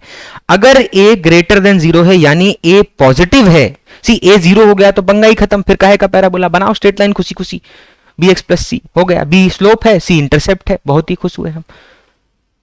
तो कॉनकेव अप कब होगा? जब इस वाले में ए की वैल्यू ग्रेटर देन जीरो होगी। ठीक है, और जब ए की वैल्यू लेस देन जीरो होगी यानी ए नेगेटिव है, तो उस टाइम पे हो जाएगा कॉनकेव डाउन। बट ऑब्वियसली बात है, यू डोंट हैव टू जज दिस। ठीक है, आपको ये जज नहीं करना है, बट अगर ये बता दिया तो क्या करोगे? नहीं सुनोगे, मना कर दोगे। ठीक है, अब लाल गोले पे ध्यान देना, नोटिस कर, ये जो पैराबोला है ये वाला, ये दिख रहा है एक्स एक्सिस पे कहीं कट रहा है, दिख रहा है तुम्हें? एक्स एक्सिस पे कहीं कट रहा है, इसी को बोलते हैं रूट्स। यही रूट है आपके। बिकॉज आप नोटिस करिए ये दोनों वो पॉइंट हैं जहां पर y की वैल्यू क्या होगी 0, यानी ax square plus bx plus c is equal to 0 हो जाएगा। क्या मैं छुपा रहा हूं? छुपा दिया। ठीक है, देखना लाल गोला, ये पॉइंट और ये वाला पॉइंट वो पॉइंट है जहां पर आप नोटिस करिए y की वैल्यू क्या होगी। देख देख देख, y की वैल्यू क्या है? 0 है। x की वैल्यू 0 है क्या? नहीं भाई, x की वैल्यू कहां 0 होगी। ठीक है, तो यानी ये रूट्स ऑफ द इक्वेशन है। तो रूट्स ऑफ द इक्वेशन कैसे कैलकुलेट होगा? तो ये जो इनिशियली लिखा था ये वाला, ये तो अपना फंक्शन था, क्वाड्रेटिक फंक्शन। अब इसी को उठा के, ये वो पॉइंट है दो जहां पे y की वैल्यू क्या होगी 0, तो इसको उठा के पूरे को उठा के इससे इक्वेट कर देने का, 0 से इक्वेट कर देने का। और जैसे ही आप इसको 0 से उठा के इक्वेट करते हैं तो क्या निकालते हैं आप? रूट निकाल लेते हैं। फिर वो रूट निकालने के तरीके दो होते हैं, एक होता है अपना रूट निकालने का फिक्स्ड फॉर्मूला होता है, और एक फैक्टराइजेशन मेथड होता है। वही दो चीजें इस पॉइंट पे सीखनी है। ये तो खाली इंफॉर्मेशन के हिसाब से बता रहा हूं। ठीक है, अच्छा जी, ठीक है, चलिए रूट निकल जाएगा। तो इससे तो x की वैल्यू मिलेगी ना, मतलब जो रूट निकलता है वो तो x की वैल्यू है। अच्छा, अब उसी पैराबोला को ध्यान से देखना, फिर से ये पैराबोला, ये वाले को देख, यही वाले को देखते रहना। जब ये पैराबोला आगे एक्सटेंड होगा तो आपको नहीं लगता ये कहीं जाके y एक्सिस पे कट जाएगा? और जब जहां ये y एक्सिस पे कट करेगा तो यहां से यहां तक की लेंथ को अपने बोलते हैं y इंटरसेप्ट। क्या बोलते हैं? y intercept. ये y इंटरसेप्ट है। तो y इंटरसेप्ट, ये स्ट्रेट लाइन वाला इंटरसेप्ट नहीं भाई, पैराबोला ही। क्या बोलेंगे इसको? y intercept. अच्छा सर, y इंटरसेप्ट कैसे निकलेगा? बोल, ये पैराबोला जिस भी पॉइंट पर, लाल गोला देख, जिस भी पॉइंट पर y एक्सिस को काटेगा, बोल वहां पे x की वैल्यू क्या होगी? Tell me what is the value of x? तो जहां पे y को कटेगा वहां पे x की वैल्यू क्या होगी? 0। तो अपने फंक्शन में यानी ax square plus bx plus c, दोबारा छाप रहा हूं, देख देख, खाली ax स्क्वायर, x की जगह 0 लिख, ax स्क्वायर देख ले, a इंटू 0 स्क्वायर, ऊपर देखना ये वाले पॉइंट पे, यहां पे देखना ये a into 0 square plus b into 0 plus c, तो बोल क्या बचेगा? c बचेगा, यानी y की वैल्यू होगी c। ये क्या है? y intercept. यानी ये जो कांस्टेंट है यहां पर, लाल गोले को देख, ये जो कांस्टेंट है ये एक तरह से y का इंटरसेप्ट है, कि जहां पे भी वो कर्व y एक्सिस को काटेगा उसको बोलते हैं y इंटरसेप्ट। मिसलेनियस में देख रहे हो कहां तक जा रहे हैं? ठीक, चलिए, जरूरत है भाई जल्दी करके देख लेना, बट कोई बात नहीं। मिसलेनियस कह दिया इसका मतलब ये नहीं, मिसलेनियस मतलब मिक्सचर, मिसलेनियस मतलब नॉट इंपॉर्टेंट नहीं भैया। ठीक है, मिसलेनियस मतलब क्या? Mixture of topics. अच्छा चलिए, तो सर इतना तो डिस्कस हो गया यहां तक, अब आ जाओ रूट पे आ जाओ। ठीक है, एक पॉइंट और, रुकना, एक पॉइंट और। ये वाला पॉइंट दिख रहा है तुमको? ये रुको, लाल गोले से दिखाता हूं मैं। लाल गोला देख, ये पॉइंट दिख रहा है, ये वाला, या इस वाले कर्व में यहां पे देखना, ये वाला, लाल गोला देख, ये वाला, या तो ये पॉइंट, ये देख, लाल गोला देख, ये वाला, चाहे तो ये वाला। ये क्या है? इन्हें बोलते हैं वर्टेक्स। किसका वर्टेक्स? पैराबोला का वर्टेक्स। ठीक है, पैराबोला का वर्टेक्स। वर्टेक्स वो वाला पॉइंट है जहां पे पैराबोला पलटता है। सी, अगर कोई कॉन्केव अप है तो कम कम का होके मिनिमम आएगा और फिर बढ़ जाएगा। अब अगर कोई कॉन्केव डाउन है, ठीक है, तो वो बढ़ेगा मैक्सिमम होगा और फिर घटने लग जाएगा। यानी इस वाले केस में, ये जो केस है, बहुत भर रहा है इसलिए मजा नहीं आ रहा। ठीक है, ये जो केस है जहां पे वर्टेक्स, देखना लाल गोले को दिखाता हूं, ये वाला जो वर्टेक्स है, दिस इज द मिनिमा। क्या है ये? मिनिमा। देख रहा तुम्हें? इस कर्व का सबसे मिनिमम वैल्यू y की कौन सी होगी? तो डोंट यू थिंक यही वाली होगी? क्या इससे कम y पॉसिबल है? नहीं। क्या इससे ज्यादा पॉसिबल है? हाँ। तो ये क्या हो गया? मिनिमम। तो यहां क्या एग्जिस्ट करता है? इधर क्या एग्जिस्ट करता है? ए मिनिमा। क्या एग्जिस्ट करता है? मिनिमा। और इस वाले में लाल गोले को देख, यहां पे तो कर्व बढ़ते बढ़ते उस पॉइंट पे गया, पलट के वापस आया, तो vertex is called as a maxima. ठीक है, अब मैक्सिमा और मिनिमा कैसे निकलेगा? How will you be obtaining maxima and minima? Sir vertex के कोऑर्डिनेट कैसे निकालें? अच्छा, आप एक और चीज याद करो, हमने जो पैराबोला पढ़ा था, if you remember that, if you don't remember मार खाओगे, सिंपल। ठीक है, तो if you remember that, considering the, if you remember, if क्या है? रिमेंबर, तो ये पैराबोला बना था, याद है? ऐसा पैराबोला बना है। तो आपको नहीं लगता ये जो पैराबोला था इसका वर्टेक्स कहां पे था? Tell me the coordinate of this. तो वो था 0, 0। अरे ओरिजिन से पास कर रहा है भाई, सिमेट्री y एक्सिस के अबाउट थी, ये y एक्सिस अबाउट की, मतलब उसकी सिमेट्री थी। ठीक है, ये जो कर्व था उसमें सिमेट्री किसके अबाउट थी? y एक्सिस की।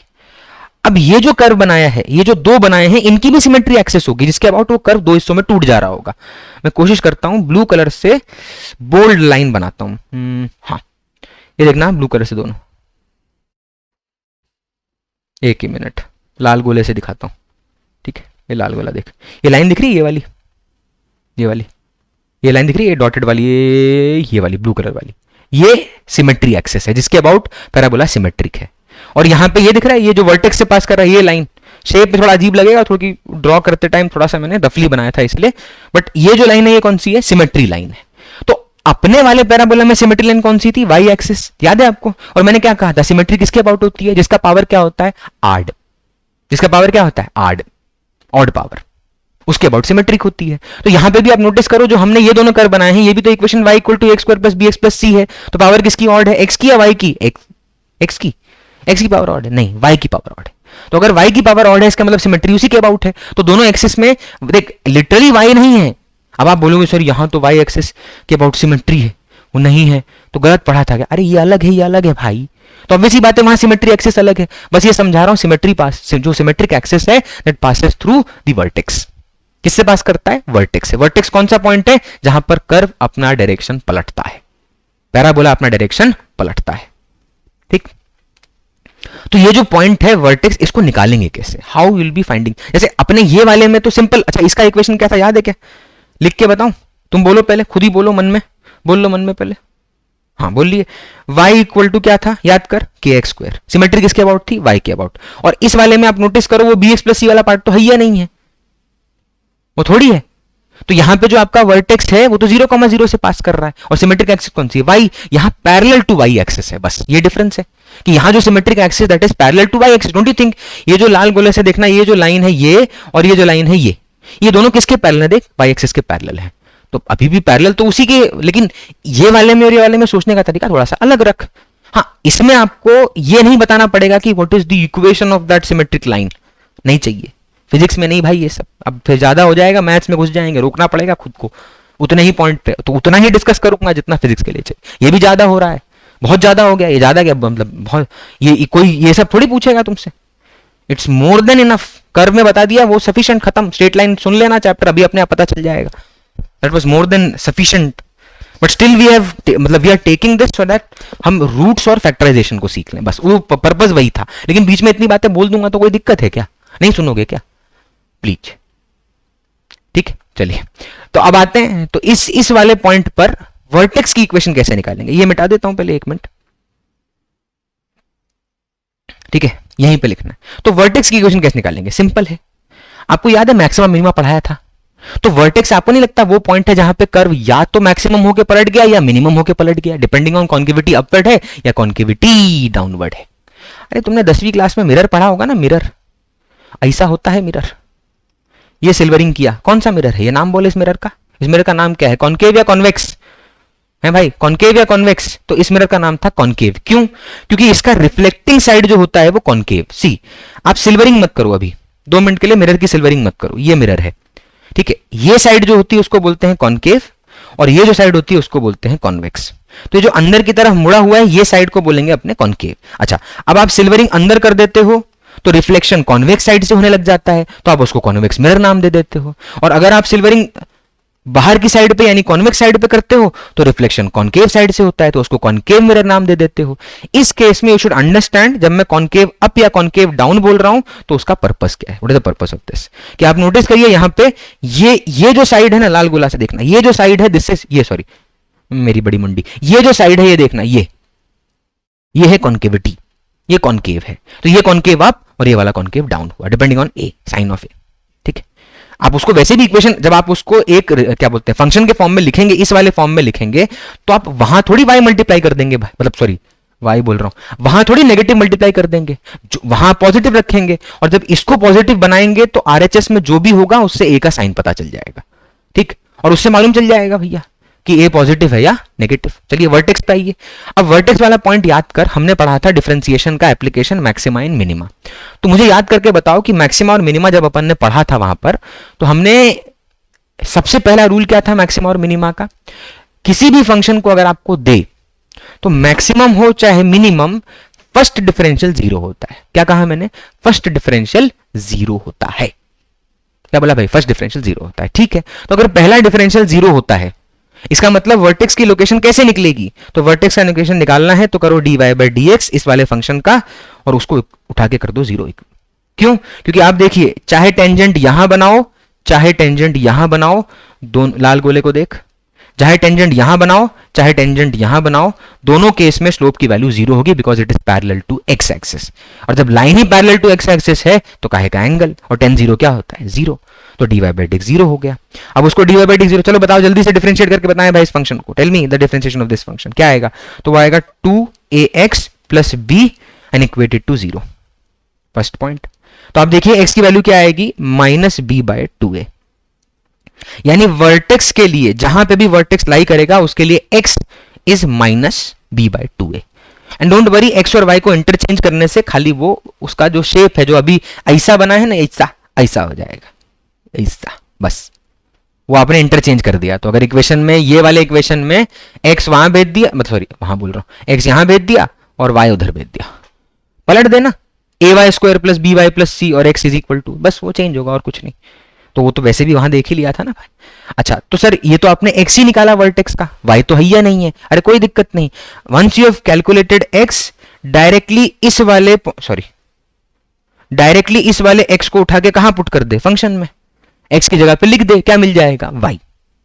तो किसके कोऑर्डिनेट मिल गए, बोलना भाई किसके कोऑर्डिनेट मिल गए, वर्टेक्स के, x, y, ठीक। अच्छा चलिए अब आते हैं कि ये जहां जहां कट करेगा, ये देखना, ये जहां जहां एक्स एक्सिस को कट करेगा, ये देखिए ये कर्व ये कट कर रहा है ना, इसी को अपने क्या बोलते हैं, रूट। और रूट निकालने का तरीका क्या होता है, जैसे आपने y इंटरसेप्ट निकाला ना, यहां पे y इंटरसेप्ट निकाला तो किसको जीरो किया, देख x को, और जब आप x निकालेंगे, जब आप x पे इंटरसेप्ट निकालेंगे जिनको हम रूट कहते हैं, भाई y इंटरसेप्ट का नाम ही c है, ये वाला कांस्टेंट, तो जब आप रूट निकालेंगे तो कहां पे काट रहा होगा, x पे, और x पे काटने का मतलब है y की वैल्यू क्या हो जाएगी, जीरो, तो y की वैल्यू जीरो कर देते हैं, तो फंक्शन है ax square plus bx plus c and this should be equated to what, zero. अब ये रूट निकालेगा तो इसके दो तरीके होते हैं, सुनना भाई इंपॉर्टेंट है, इसके दो तरीके क्या क्या है।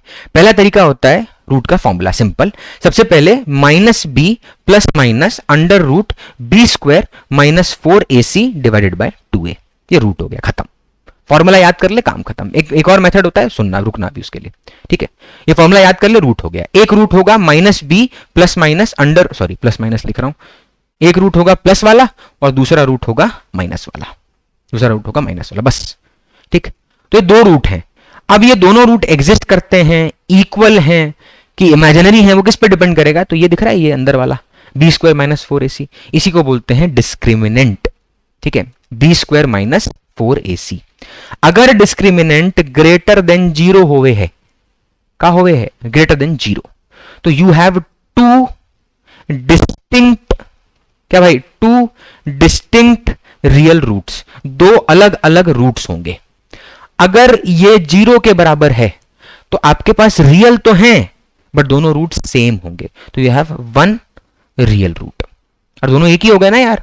जब डिस्क्रिमिनेंट ही, सोचो ये वाला पार्ट ही गायब हो गया, जीरो हो गया, तो आंसर आ गया माइनस बी बाई 2a, खत्म बात, फिर काहे की बात करनी भाई, याद है सर, कुछ कुछ तो समझ आ रहा है क्या, वो याद है पैराबोला वाला x equal to k y square y equal to वाला, उसका याद है, ओरिजिन से पास करता था, कहां से पास करता था, ओरिजिन से, ठीक है, तो वहां एक का रूट होगा और नहीं का।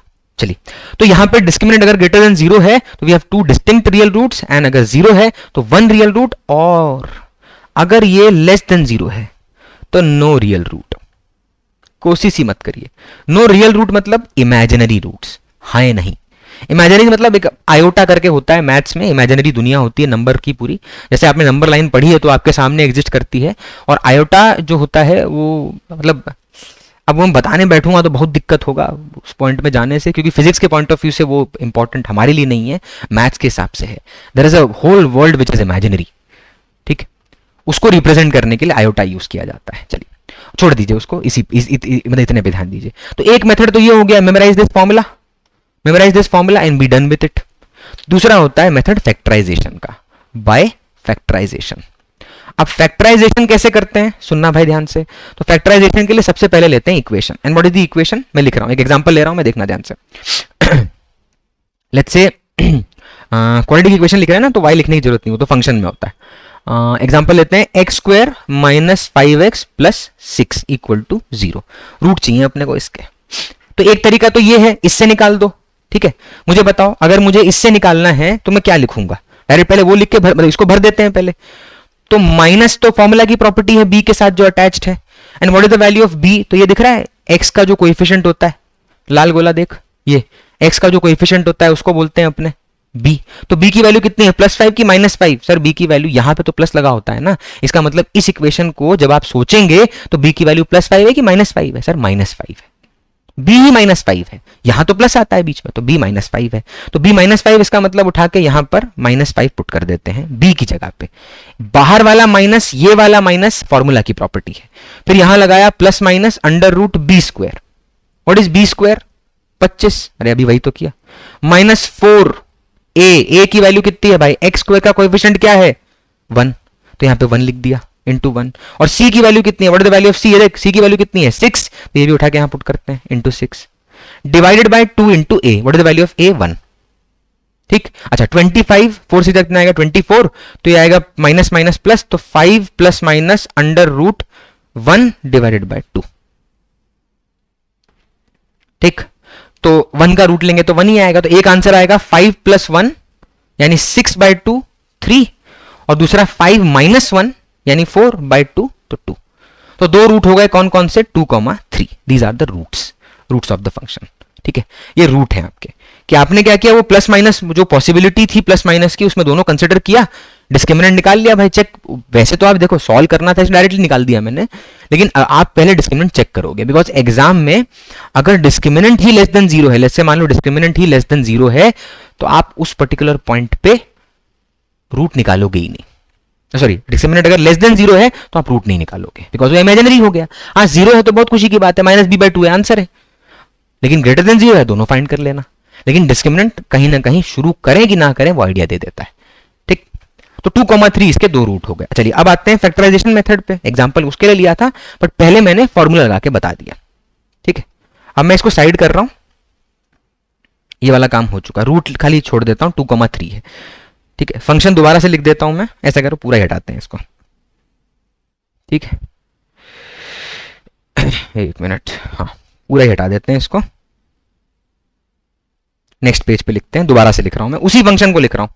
फंक्शन क्या है, x² - 5x + 6 = फंक्शन ही सॉरी क्वाड्रेटिक इक्वेशन क्या है, x² - 5x + 6 = 0। फंक्शन नहीं, क्योंकि फंक्शन में तो क्या होता है, डिपेंडेंट इंडिपेंडेंट दोनों लिखने पड़ते हैं, y = वाला। तो x² - 5x + 6 = 0, इसके रूट चाहिए, तो क्या कर रही है। अच्छा आप ये नोटिस करो, तरीका सुनना भाई फैक्टराइजेशन करने का, बहुत बेसिक में नहीं जाएंगे, समझ लेंगे जितना यूज करना है। बता x² का कोएफिशिएंट क्या है, तो 1, और c की वैल्यू कितनी है 6। इन दोनों को मल्टीप्लाई करो, तो इनको मल्टीप्लाई करोगे तो 6 × 1 कितना आएगा 6। अब इसको क्या करो, प्राइम नंबर मतलब इसको फैक्टराइज कर दो, तो 6 को अगर फैक्टराइज करोगे तो क्या बचेगा 2 और 3, तो इससे मिलेगा 2 और 3। अब ये रूट नहीं है, रुक ये रूट नहीं है, रुक जा, तो 2 और 3 है। ठीक है, अब ये जो 2 और 3 मिला, 2 × 3 क्या होता है 6। तो अब क्या करो, x² माइनस ये जो 5x है, इसको कुछ इस तरह से लिखो कि जब आप उनको ब्रेक करें, उस नंबर को ब्रेक करें, या ऐसा एक मिनट रुकना, just wait for a second, और थोड़ा क्रिटिकल तरीके से बताता हूं, तो उससे क्या है गलती होने के चांसेस ही नहीं है। ठीक है, क्या करो, सबसे पहले आप देखो ये है x², उसके आगे 1 लिखा है तो उसकी चिंता मत कर, x² है, और यहां पे क्या लिखा है 6। इनको मल्टीप्लाई कर क्या मिलेगा 6x²। वो क्या है, सिर्फ फैक्टर पे तो हो तो उससे भी जाए, एक ही बात है दोनों, बट वो फिर वो फील नहीं आएगी कि सर मजा नहीं आया, तो इसीलिए मैंने थोड़ा सा ब्रेक करके और एक पॉइंट और ऐड किया। तो अब मैं वो सिर्फ कोएफिशिएंट नहीं, मैं वो पूरा फैक्टर ले रहा हूं, तो x² × 6 मल्टीप्लाई किया तो क्या मिला 6x²। ठीक है, अब इस ये जो बीच में नंबर दिख रहा है ये वाला, इस -5x को कुछ इस तरह से ब्रेक करो कि उनको मल्टीप्लाई करने से 6x² मिले। तो मान ले मैं इस -5x को ब्रेक कर रहा हूं, तो मैं क्या इसको ऐसा लिख सकता हूं -2x - 3x लिख सकता हूं क्या, सोच। ये ट्रायल एरर वाली बात है, ये फीलिंग डेवलप होगी धीरे धीरे क्वेश्चंस कर करके, और ऑब्वियस सी बात है कि हम यहीं पे बहुत सारे क्वेश्चन लेके ये एक्सपेक्ट नहीं कर सकते कि फिजिक्स का मास्टर यही करता रहेगा।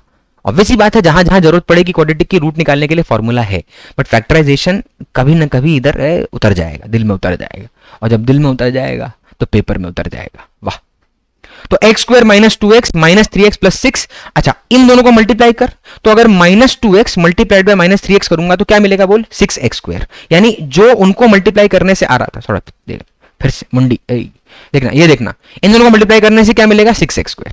तो इनको मल्टीप्लाई करने से ये मिला और यही चाहिए था, यानी इसको मैं इस तरह से लिख देता हूं। अच्छा अब देख, ये हटा देते हैं, रुकना 1 मिनट। देख भाई, अब इसको देख, क्या मैं x को कॉमन लेके x-2 लिख सकता हूं? कोई दिक्कत नहीं भाई, फिर से भेज दे x को अंदर, वही बन जाएगा मतलब x² - 2x, ठीक है। और ये -3 यहां पे कॉमन ले लिया, तो बता क्या बचेगा, x-2 अगेन कर ले मल्टीप्लाई, वही बनेगा। तो इसको मैं ऐसे लिख सकता हूं भाई, x-2 मल्टीप्लाइड बाय x-3, हाँ या ना? कैसा लिख सकता हूं मैं? दो फैक्टर बन गए ना, मल्टीप्लाई करके देख ले, वही बनेगा, ऊपर वाला ही बनेगा। तो एक फैक्टर था x-2 कॉमन ले लिया, क्या बचेगा x-3 कॉमन लेने पे, अरे x-2 कॉमन ले ले, वही बचेगा ना x-3 एंड इक्वेटेड टू 0। वो तो भूल ही गए अपने भाई, क्योंकि इक्वेशन है ये तो, ठीक है, इक्वेटेड टू 0। तो अब सोच, अगर x-2 मल्टीप्लाइड बाय x-3 0 है, तो इसका मतलब या x2 के बराबर है या x3 के बराबर है। तो what are the two different roots, 2, 3। क्या हुआ भाई, 2, 3। सर इससे पहले भी क्या आया था, लाल गोले को देख, 2, 3। तो चाहे फैक्टराइजेशन कर, चाहे फॉर्मूला लगा, बात एक ही है, जो भी आपको एग्जाम पॉइंट पे याद आए लगा देना, ठीक। This was the miscellaneous part, और ये मिसलेनियस का फर्स्ट लेक्चर है। इसके बाद will be taking the miscellaneous second part, ठीक। यहीं तक रखते हैं इस डिस्कशन को। कोई होमवर्क क्वेश्चन इसमें था नहीं, क्योंकि मेरे को नहीं लग रहा कि अभी मैथमेटिकली क्वेश्चन मैं दूंगा, एक बार मिसलेनियस पूरा खत्म हो जाए तब मैं दूंगा, इसका भी दूंगा, ठीक है, दोनों लेंगे।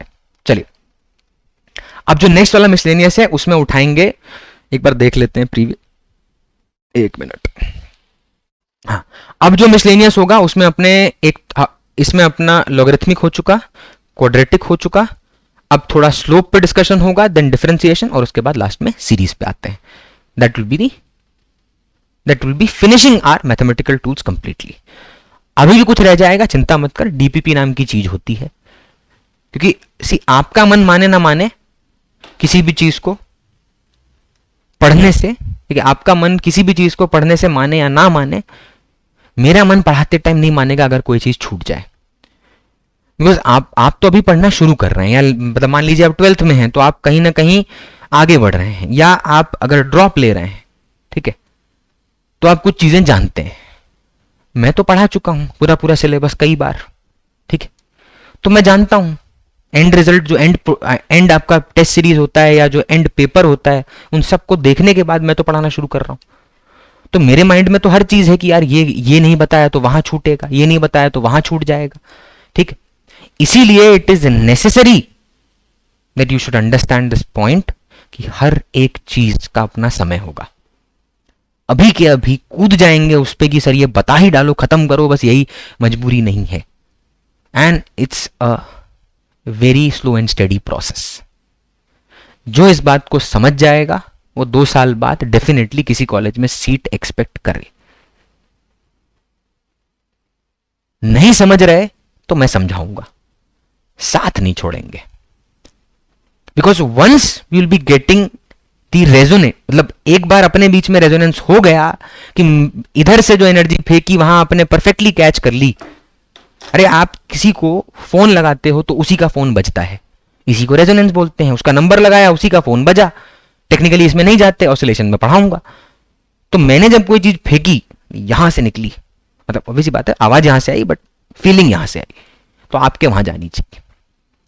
तभी हमारा कम्युनिकेशन बेस्ट होगा और अपना एम्पलीट्यूड यानी अपना जो आउटपुट होगा वो सबसे ज्यादा होगा। इसी बात को ध्यान में रखते हुए thank you very much for being a patient listener. We'll continue the next lecture and we'll complete the miscellaneous part. Thank you very much.